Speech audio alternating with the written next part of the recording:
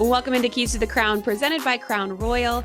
I'm Erin Summers, joined by NFL Network's Marcas Grant. For those of you that made it through the first round of the playoffs, congratulations. Marcas, who should they be looking for on the waivers? Well, a lot of guys out there that could be very impactful. Jerick McKinnon, who's been great for the Chiefs over the last couple of weeks, looks like their new RB1 in that backfield.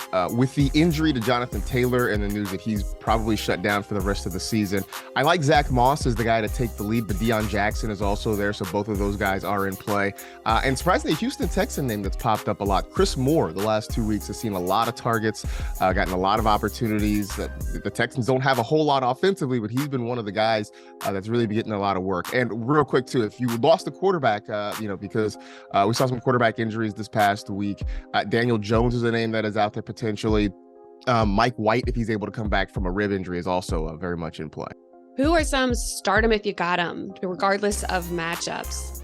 Well, I mean, I think some of the guys you're looking at, Cam Akers, I know has been sort of frustrating, though had a good night against the Packers on Monday night. He's been a guy that's frustrated us, but he's starting to get a lot of opportunity. I think at this point, if you've got stars, it doesn't matter who they're playing against. You're playing some of those top level guys. I mean, we said that about Saquon Barkley about a week ago against a good Commanders run defense. You're starting him regardless. Some of your top quarterbacks, Justin Fields going against the Buffalo Bills. I don't care what the weather may be like or what the defense might be like. Justin Fields has been so good. If you've got him, he's got to be in your lineup automatically.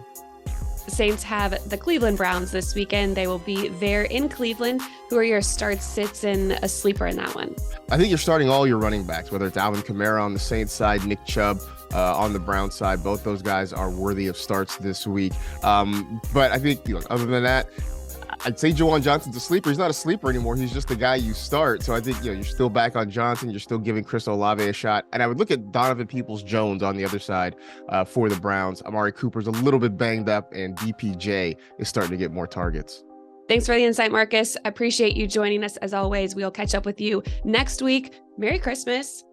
Thanks for joining us on Keys to the Crown, presented by Crown Royal.